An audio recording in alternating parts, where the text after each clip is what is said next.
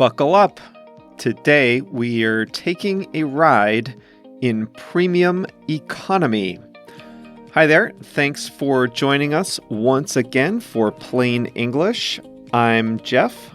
JR is the producer, and you are listening to the best podcast for learning English. Today is episode number 223. And that means all our resources are available to you at plainenglish.com/223. And just as a reminder, the resources include a free word-for-word transcript, and Plain English Plus members have access to video lessons, translations, flashcards, and a fast version of this very episode.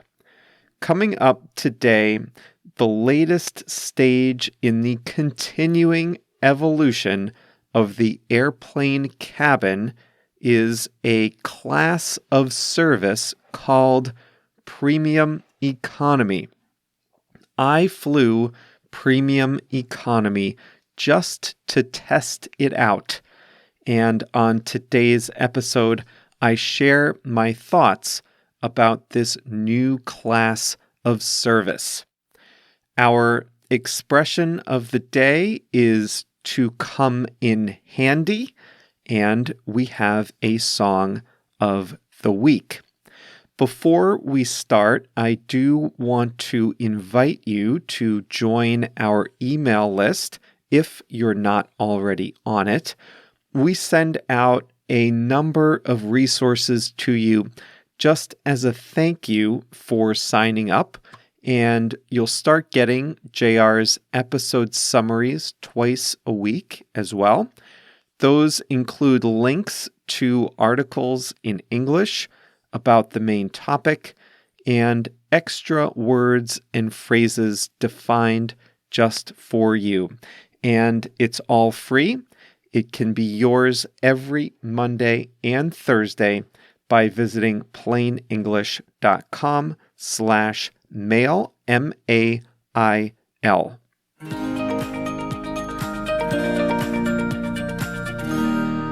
Here's one thing about airplane rides that's pretty black and white.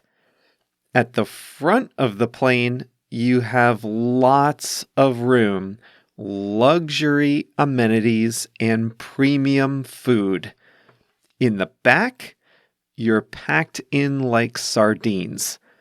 But in between the black and white of these two extremes, airlines have been experimenting with different shades of gray. Business class, for example, includes many of the same amenities as first class, but it's cheaper and it isn't quite as exclusive. And then in economy class, you can pay a little extra if you want some extra leg room. Well, the newest shade of gray is something called premium economy, and it was designed to fill the gap between the best economy seat and the business class seats. That is typically a big gap. A typical economy class seat from Chicago, where I live, to London is about $700 if you time it right. Business class is much more comfortable, but it can cost $3,500 or more. Premium economy is designed to split the difference. Airlines discovered that there are people who are willing to pay extra for a little more space, but can't afford that $3,000 or more for 6 hours of comfort.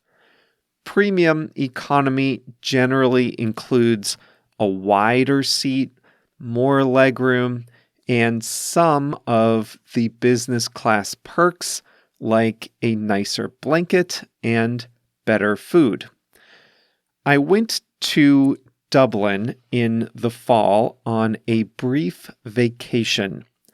The flight was about 6 hours direct from Chicago and cost about the same as a trip to London. When I got to the airport, I decided to upgrade just the outbound leg of the trip to premium economy. My thinking was I wanted to test out this new seat and I'd like to get some good sleep on the way over there to avoid jet lag. The upgrade one way cost $150. I went for it, and here's what I thought. Let's start with the real reason people pay for this upgrade, the seat. The seat space is wider, and there is some extra legroom. I'm emphasizing some extra legroom. It's nowhere near as much space as business class, but there are a few extra inches between you and the seat in front. The big difference is in the width. In economy class, you're fighting over a tiny armrest. In premium economy, you have much more space left and right, and the armrests are much more substantial. You can both rest your arms on them. On my plane, there were 7 seats across in premium economy compared to 9 in regular economy. There's a footrest on the seat in front of you. I thought that was a gimmick at first, but it came in handy. I used it and it was comfortable. I mentioned that premium economy also includes some perks. The blanket is nicer. It was from a popular mattress maker in the United States and was definitely an upgrade from the blanket in economy. There was a small bottle of water when I arrived at my seat, a nice touch, and the meal was better. There's no denying that, but it was still not as good as a restaurant meal on the ground. On my flight, I also had access to premium noise-canceling headphones, though I always bring my own pair, so that didn't make a difference to me. A few other things stood out. The seats are bigger, so the fold-down trays were sturdier. They were definitely flat, unlike the trays in economy, which are sometimes flimsy and tilt one way or another. The meals were served with real silverware rather than plastic, which was nice. The wine was better, but the dinner roll was still hard as a rock. Overall, the experience was better than in economy, but it wasn't worth $150 each way for a 6-hour flight. I was surprised that there wasn't more legroom. For paying the extra money, I would have wanted a few extra inches of legroom and the ability to recline back a little more than a normal seat. I won't lie, though, the extra width does make a difference. The extra money for this better seat is $300 round trip, or about half the cost of the flight overall. To me, I'd rather save that money and be halfway to my next trip.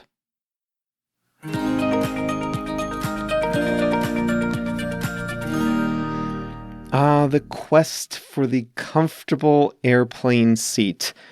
It has been a while since I've flown to Europe for vacation. I remember I used to get really bad jet lag, and I remember being really uncomfortable on those long flights.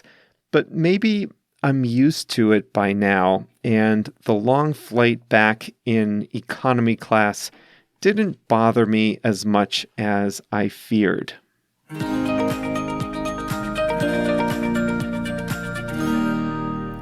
Today's expression is to come in handy. In the first part of today's episode, you heard that the premium economy seats include a footrest. I thought it was a gimmick. I thought I don't need a footrest to rest my feet. But when I wanted to fall asleep, the footrest came in handy. I didn't think it would come in handy. I didn't think it would be useful, but it did. When you use to come in handy, you're typically talking about something useful but not essential. For example, I would not say that my microphone comes in handy for recording this program. No, the microphone is essential. It's a basic, essential part of this activity. But I found a stand to hold my tablet, which includes the transcript. That shows the transcript at eye level, so I can use my hands to control the sound effects and gesticulate as I'm talking. So the stand for my tablet comes in handy for recording the program. One of the most popular gifts at my company's Christmas party was a Yeti thermos. In fact, I gave JR a Yeti thermos for Christmas since I was so inspired by that gift. These mugs can either keep hot beverages hot or cold beverages cold. They come in handy when you're on a long car trip. They can come in handy on a trip to the beach to keep your iced tea cold. That's when they're most useful. They come in handy on those occasions because they're most useful then. I have an app on my phone from Vida Lingua, and it's a great Spanish-English dictionary. I don't use it a whole lot, but it comes in handy when I need to use a technical word and I just forget what it is. The dictionary comes in handy then. You might have noticed that you always specify a time or a circumstance that applies to come in handy. Let me give you an example. This new hot plate comes in handy. Yeah, you're waiting. It comes in handy when? You need to say when and why. This new hot plate comes in handy when I have guests over and I need to warm something up, but I don't have any more space in the oven. Oh, I see. That's when the hot plate is useful. I don't love cooking with frozen vegetables, especially broccoli. I like my broccoli fresh, but I have started keeping some frozen peas and carrots in my freezer. It comes in handy when I have a main course, like a piece of chicken, but no fresh veggies. See, you state what is useful and you specify when and why it's useful. For the song of the week, JR has selected Unchained Melody, most famously by the Righteous Brothers. The most popular version was released in 1965, an old song, but it was written 10 years earlier for a little-known movie called simply Unchained, which is how it got its name. It wasn't until the Righteous Brothers version, though, that it became a standard in jukeboxes and on the radio.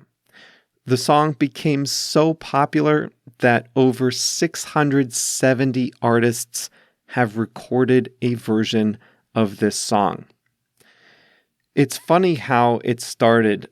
The producers of the movie asked a music writer, Alex North, to write the music for the song, and he asked another writer, Hy Zaret, to write the lyrics. Now, originally, Zaret said he couldn't write the lyrics to that song. He was too busy painting his house. But eventually, Alex North convinced him to write the lyrics, and it became one of the most famous songs of its time. Could you imagine? You're up on a ladder, painting your house, and someone asks you to write the lyrics to a song in a movie. And you say, no, I'm too busy painting to write the music for this movie. Oh, man. Okay, on that note, we will close out today's program. Thanks again for joining us. If you are painting your house, you can listen to plain English as you do it. So I don't want any of you to say, I'm too busy to listen because I'm painting my house. Just bring a Bluetooth speaker out there, maybe cover it with a sheet or a towel, and turn the volume up. Thanks for sticking with us in 2020. I can't believe we're already into the 2020s. Remember when that seemed so far away? Me too. We'll be back with another episode on Thursday. See you all then. And if you can understand this program, then you might be ready to speed things up a little with Plain English Plus. As a member of Plain English Plus, you can listen to a fast version of this very program. A lot of members listen to both. They listen to the slow version first to understand the topic, then they listen to the fast version to see how it sounds at full speed. I know some of you speed up this program on your podcast player, but if you're really serious about improving your listening, there's no substitute for the full speed version. And of course, you have the transcript available, and the Plus transcripts include our instant translations into 7 languages. So what are you waiting for? If you'd like to speed things up, come join us at plainenglish.com/plus, Plus, plainenglish.com/plus.